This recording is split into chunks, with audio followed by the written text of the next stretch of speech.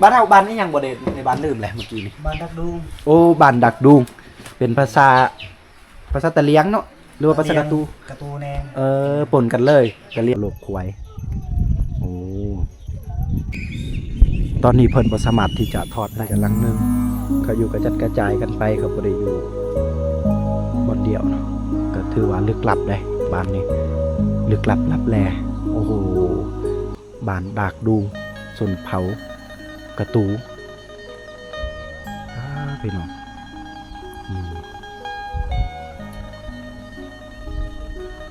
หมู่บ้านลึกลับจะอยู่กลางป่าก็ว่าได้นะเพื่อน2-3ลังนี่เขาบ่อยู่นี่เขาไปสวนไปหน้าไปให้ในบ้านเพิ่นว่าบางคนเวลาเขาไปให้ไปสวนนี่เขานอนเลยเขานอนอยู่พุ่นเลยแล้วส่วนน้อยเขาจะได้กลับมา 2-3 มื้อหรืออีกอาทิตย์นึงพุ่นแหละบางคนก็จนแห้แล้วอันน่ะเวียกสวนพุ่นแหละเขาจึงมานี่บ้านเขามาทางนี้อีกก็ได้ที่โซนทางนี้พี่น้องเขาก็จะออกไปได้ทางพุ่นนะครับนี่เส้นทางของชาวบ้านเขาแล้วก็มีหมู่บ้านน้ำหมอกลงมากแล้วทุกคนโอ้โหคมมักน้ำหมอกนี่โอ้กองเราก็เลยจำไม่ได้ต้องขยายมั้งจึงเห็นเนาะโอ้โหน้ำหมอกคุณลงมาจากทางหลังคาเฮือนข้างบนนะโอ้โหจริงๆคมเว้าภาษาไทยไม่ได้นะ ต้องฝึกเว้านะทุกคนเว้าภาษาลาวแต่ว่าอ่านภาษาไทยนี่ได้อ่านได้เขียนได้ไม่เป็นไรแต่ว่าพูดไม่ค่อยได้เท่าไหร่ส่วนมากจะพูดเป็นภาษาลาวโอ้น้ำเย็นโอ้เย็นมาลีพี่น้องหลายคนจะสงสัยว่าเป็นยังผมคือว่าภาษาไทยมาแปลกๆก็มี FC ทางไทยแน่นะผมเชื่อว่าพี่น้องทางฝั่งไทยก็ฟังภาษาลาวได้อยู่เนาะฟังภาษาลาวเพราะค่ายคือภาษาอีสานเนาะเฮือนเขาบ่เด้ตัวนี้มีคนอยู่บ่นี่ก็จะแม่นเฮือนเขาเนาะโอ้แม่นแหละบ่แม่นเราเขามันเป็นเฮือนแน่ๆคนอยู่ไหนเนี่ยอ้าวบ่มีเฮือนบ่มีไฟบ่มีอีหยังเรือเล่าเขาเอาเล่าเขาก็เล่าเขาแต่คมบาเพื่อนเขามากกว่าโอ้อันนี้เป็นทางน้ำก็ฟุยน้ำเอามาได้ยังไงเนี่ย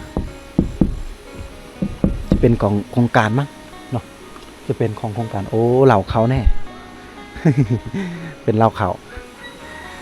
นี่บ้านเขาเป็นลึกลับก็ว่าได้นะทุกคนส่วนมากทางเนี้ยเขาจะทำบ้านเหมือนกับชนเผ่ากระโดกชนเผ่าปะโกะเขาจะสานผ่าออมแอมสับไม้ไผ่นะครับเขาจะสานนี่เนี่ยเขาจะน่าจะไม่อยู่บ้านนะเขาจะอยู่สวนเขาชิมุงสังกะสีหลังคาตรงเนี้ยนี่เขามุงแบบหญ้าตะกีบพี่น้อง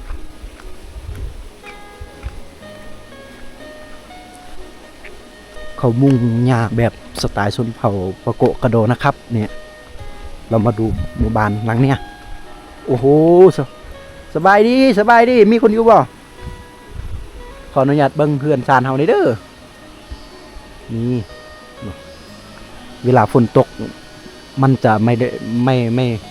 ได้ยินเสียงฝนนะถ้าคือเฮามุงสังกะสีก็น่าจะได้ยินเสียงฝนเวลาฝนตกตบแต่อันเนี้ยเฮาบ่ได้ยินเลยเงียบแล้วก็นอนสบายก็ได้ยินแต่เสียงน้ำมันตกน้ำฝนแบบเนี้ยโอ้โหนี่เรียกว่าผ้าอ้อมแอมก็สิอ้อมแอมแบบใหม่เขาเลื่อยใหม่แปลนใหม่อย่างทุกคนแต่ว่าหลังคาเนี่ยเขาจะมุงแบบหญ้าโอ้โหสุดยอด สุดยอดมากหมู่บ้านแห่งเนี้ยเป็นหมู่บ้านลึกลับก็ว่าได้หมู่บ้านที่อยู่กลางป่าว่าได้หลายคนจะเว้ากับคมนะในคอมเมนต์ว่าทำไมคมไม่ไปสัมผัสเขามักจะไปแต่คนเดียวจะสัมผัสเขาได้ยังไงเนี่ย มันไม่มีคนอยู่บ้านเลยเนาะโอ้โหมันไม่เห็นคนอยู่บ้านนี่จะสัมผัสได้ยังไงเนี่ยนี่ผักบัวเพิ่นปลูกคนเขาจะอยู่ส่วนบ่เด้เนาะสบายดีมีคนอยู่บ่แล้วว่าเขานอนในไหนบ่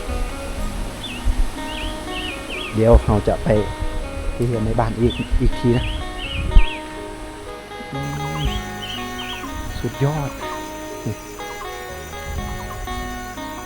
มันหมอกมันลงมาเตอปูก็จะสะอ่อนดิยามนี่กับได้ประมาณ4 โมงตอนแรงพี่น้องเราขัดสิยางเลาะไปบ้านเรา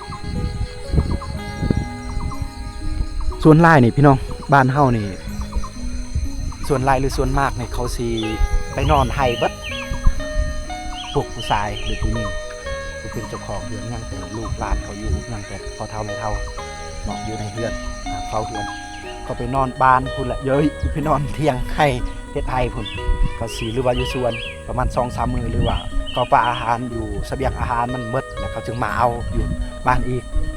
เพราะว่าเขาเอาไปทีละน้อยเขากะว่าประมาณ2-3 มื้อไปนอนบ้านพุ่น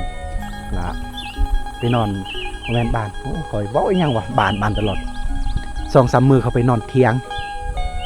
ให้เที่ยงหน้าแล้วเขากลับมายามบ้านนะยามเฮือนเบิ่งลูกเบิ่งหลานอยู่เฮือนนะอันนี้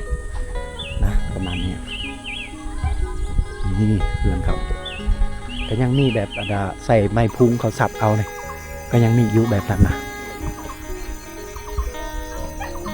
นี่หญ้าเขียวเลย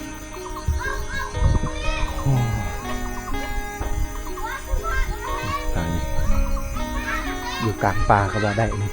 เพราะว่าทางป่าทางเทิงนี่ก็มีบ้านอีกมีบ้านคนเนาะอยู่ใกล้ๆภูก็มีบ้านคนโอ้ไปใช้นั่งไปใช้จะเอาโทรศัพท์มืออยู่ใช้เหือนเจ้าอยู่นี่โอ้มาสักโทรศัพท์โอ้เก่งเนาะภาษาลาวเนาะ เฮียนห้องใดล่ะคือว่าภาษาลาวเก่งป.3 โอ้ป.3 ก็ว่าภาษาลาวเก่งโอ้บางคนนี่เขตชนบทนี่ว่าภาษาลาวบ่เป็นเนาะแต่ว่าน้องเพิ่นเว้าเป็นนี่น้องมาอย่าว่าเลยสิกัดเดือนนี้พี่น้องเดือนไม้ไผ่น้องเพิ่นมาสักอยู่นี่เนาะทุกสิ่งทุกอย่างเพิ่นก็ยังเฮ็ดแบบสไตล์ชนเผ่าเขาแต่ว่ามีไม้ไผ่เพิ่นสิสับเอาแล้วก็เฮ็ดแบบนี้นี่บ่อนล้างถ้วยเนาะบ่อนล้างถ้วยของเรือนหลังนี้นะโอ้ย่างไปเรื่อยๆคนเด็กนะเด็กเขาก็สิลิ้นนำกันอยู่หั่นอุ๊บเอากระยานพลาดแน่ย่างค่อยๆย่างนี่ส่วนครับโอ้ไก่นี่เลี้ยงลูกจกอยู่นี่ก็สวนโบแมนสวนมีแต่ปลามาเนาะหญ้าวัดมันขึ้นเลย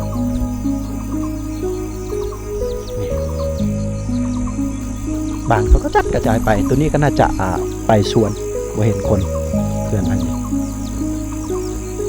ก็จัดกระจายไปหอดเทิงเนี่ย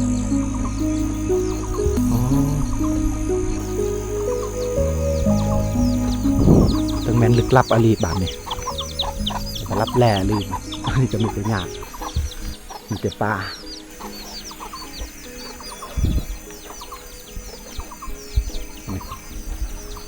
โอ้ได้ยินเสียงน้ำพี่น้องเอ้ย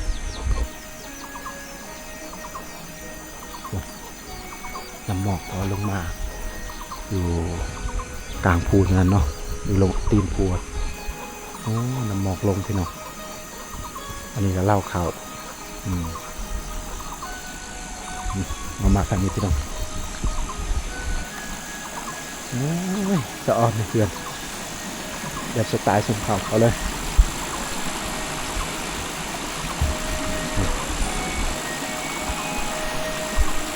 นาะเสียงน้ำไหล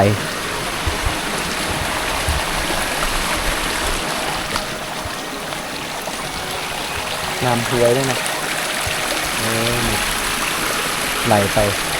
ดูสิอันนี้ก็มีแต่ปลาหมดพี่น้องโอ้หญ้าสีหล่อนี่เนาะทางภาษาไทยนี่หรือว่าอีสานนี่เอิ้นได้เด้แต่ว่าภาษาลาวนี่บางคนก็ยังเอิ้นบ่คือกันทางบ้านเฮานี่ภาษาลาวเอิ้นตัวนี้หญ้าสีหล่อนี่มีคนอยู่บ่เฮือนนี่นะแต่เบิ่งเพิ่นคือเป็นนอนหายเบิดแหละ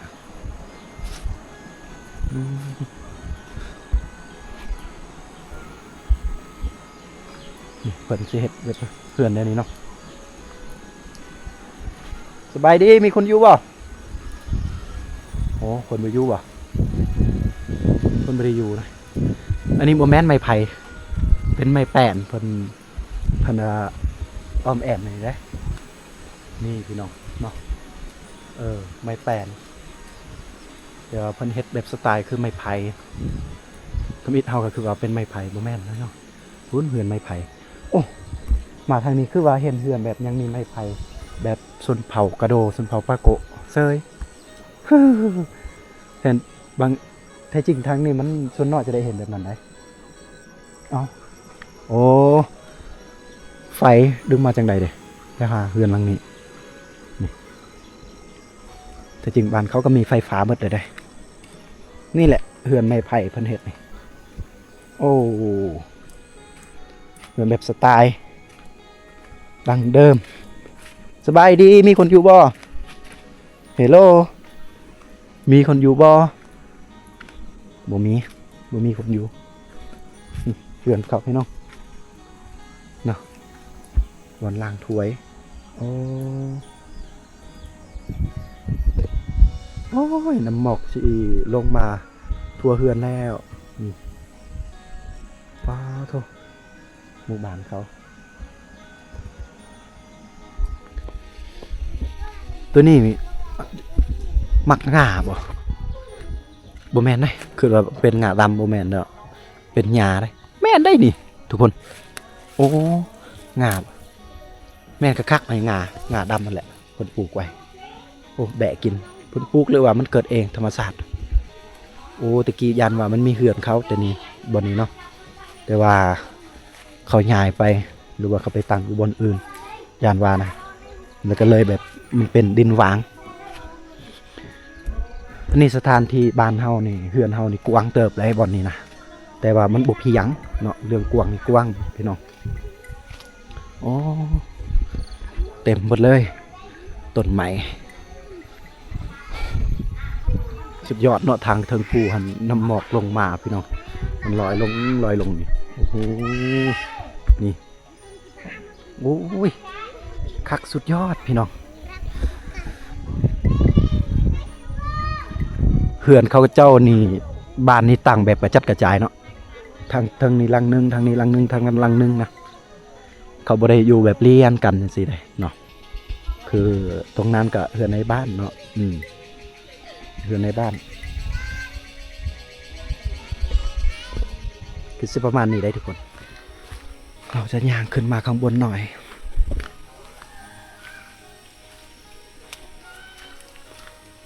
ผมพูดภาษาชนเผ่าเขาไม่ได้นะครับฟังพอเข้าใจนิดหน่อยๆนะส่วนไล่กับส่วนมากก็อยากคล้ายคือภาษากระโดบางคำผสมกันแต่ส่วนมากก็ไม่คือเท่าไหร่ผู้ใดแต่งงาน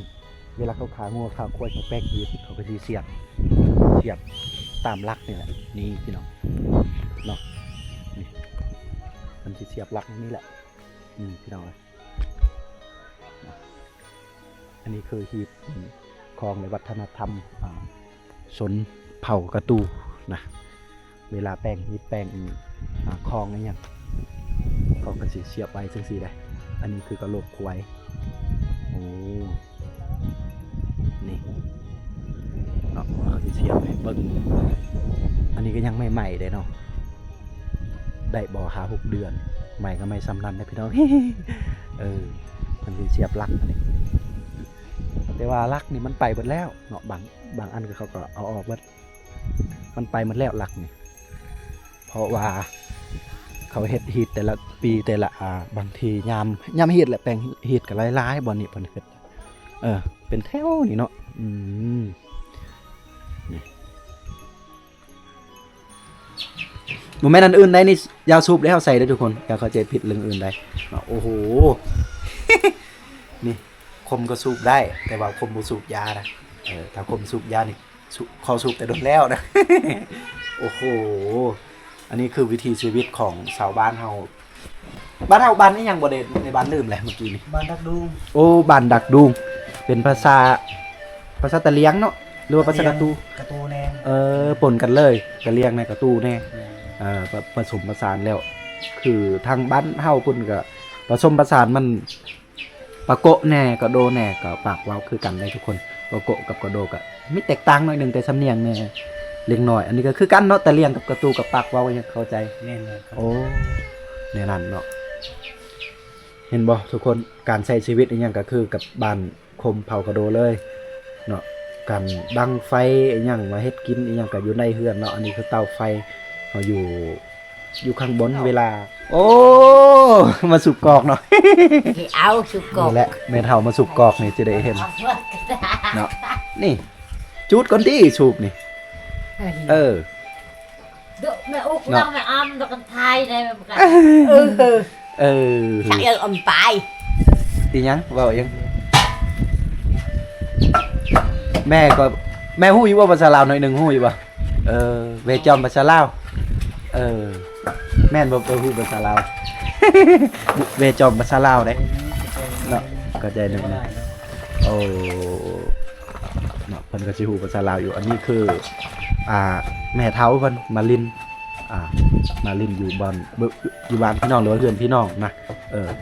โอ้น้องม้าเพิ่นชื่อในใดได้มาตัวนี้โบรงมานน่ะบ่ยังเนาะโบรงโอ้ตุยแท้น้องโบรงห้องตามภาษาบ้านเขาแล้วก็มาฟิงไฟเด้เนาะมาฟิงไฟหนาวนี่โอ้นี่ก็ตุยเลยลูกอันนี้นะน้อยๆใส่มานี่บูจะลามานี่ล่ะอ้าว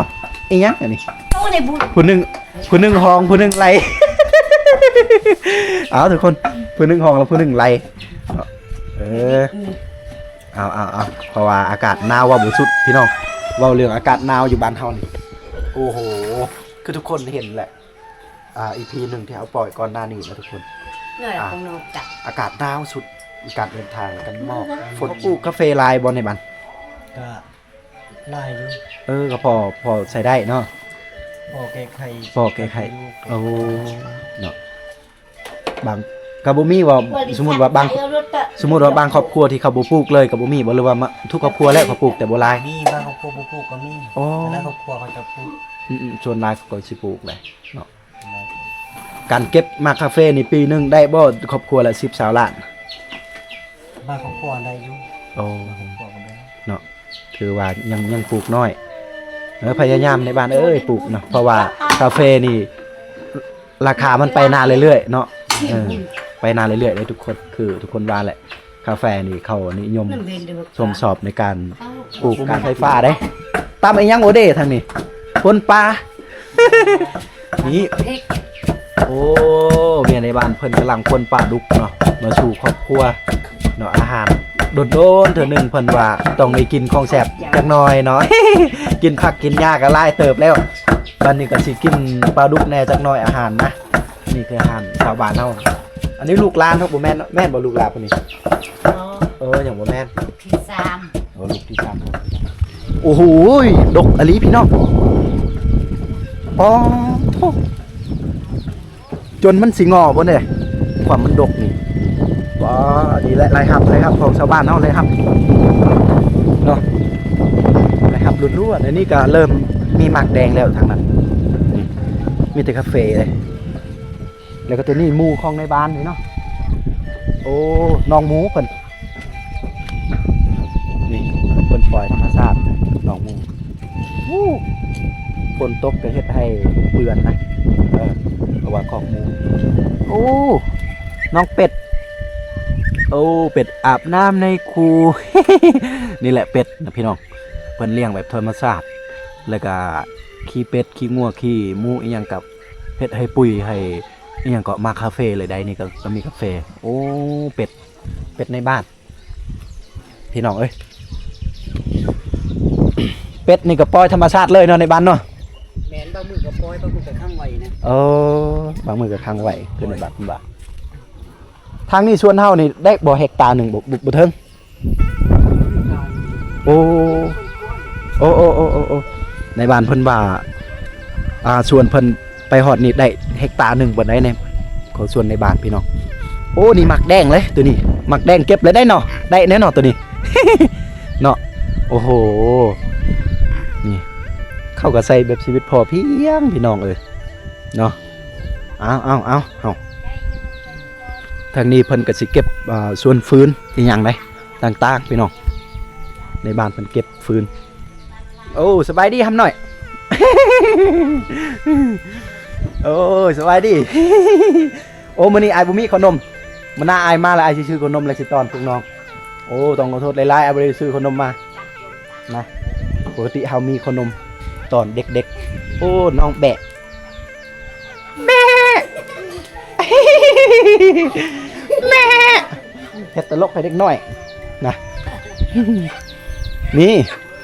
ไก่นี่โอ้คักเนาะไก่เนาะแม่เฒ่าเนาะนี่เพิ่นเอาไว้ลกนะพี่น้องว้าว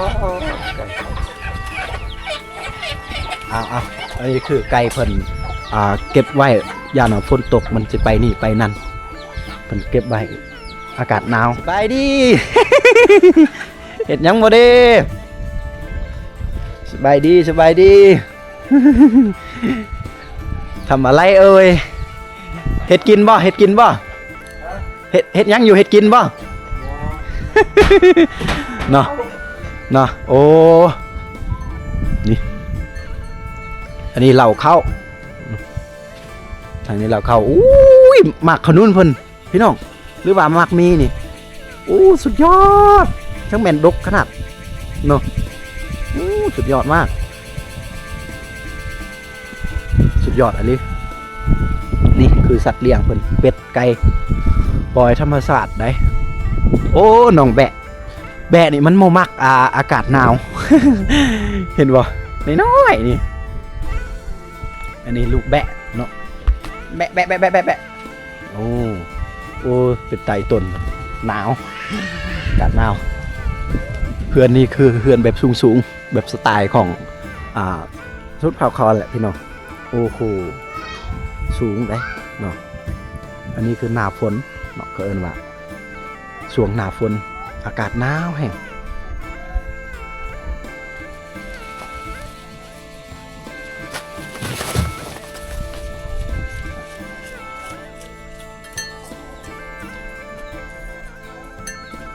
ทีมงานเราจะมาพักเสาทีเฮือน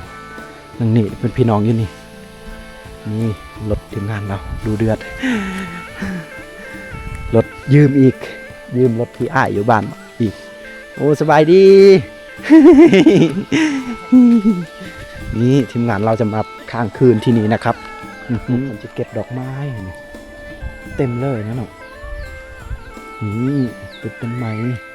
ดอกนี่โอ้โหอะไรเอาเกือบขึ้นถึงเลยเหรอเราจะเอาเกือบเปล่าอันนี้เป็นน้ำล้างเกือบโอ้มืดเลย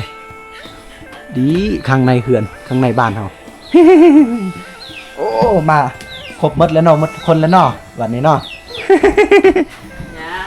ย่างบ่โอ้เอาไปใส่บ่ได้หมักขนุนนี่หมักนี่นี่เอามือเพื่อนโอ้มืดแล้วนี่ นี่เตาไฟก็จะมีบอลนั่งพักผ่อนบอลนี้เตาไฟหาได้ทุกคนนี่เอาว่าเป็นยังนั่ง เฮ็ดยังตัวนี้โอ้หมักเสวอร์โอ้หมักเสวอร์มันมีของกินโอ้ย กินอีหยังก็ได้กินแจ่วก็ได้ ย่างแล้วบ่มี นี่แหละแม่เฒ่าเพิ่นใจดีต้อนรับทีมงานพวกเรามื้อเนี้ยทุกคนเอ้า แล้วดี มันเป็นได้นี่เหรอโอ้คิดว่าเป็นไม้บ่แม่นเนาะนี่เพิ่น ลุยยังกินซัว เพิ่นสิทำกับข้าวกับทีมงานเฮามาซัวได้นี่นะ นี่ข้าวหุงข้าวปลาเละ เอ้ยเละยังกินแล้วตั้งคักอะไรแม่เฒ่านี่ปากม้วนคักได้เฮ็ดตลกกะคักได้แม่เฒ่าเพิ่นนี่เพราะว่าอยู่ทุกคน ลัง อยู่ เอาต่ ที่ดัก อ จึงนี่ เจ๊ก็ได้เจ้า บรรยากาศหนาวแห้งคือว่าวันแหละต้องการเตาไฟเนาะต้องมานั่งกับฟิงไฟสินะถ้าบอนี่โอ้ยหนาวแห้งเอาในเด้อทุกคนเด้อสำหรับคลิปนี้ก็คมว่าก็ขอพักพรเพียงเท่านี้ก่อนนะมีอย่าลืมกดไลค์กดแชร์กดติดตามคลิปของคมพากโดเพื่อเป็นกำลังใจนะให้กำลังใจให้คมพากโดสปอร์ตคมก็คือกดติดตามซองของคมพากโดเพื่อให้คมมีกำลังใจการทำคลิปต่อๆไปมาบนวิถีชีวิตสำหรับ EP นี้หรือว่าคลิปนี้ก็ขอจบสิ้นสุดเพียงเท่านี้อย่าลืมยังมีคลิปเขาจะปล่อยนะในหมู่บ้านนี่เพราะว่าเขายังอยู่หอดมืออื่นเสาร์โอเคบายบายทุกคนกูดไนท์เด้อนอนหลับฝันดีเด้อทุกคนบายบาย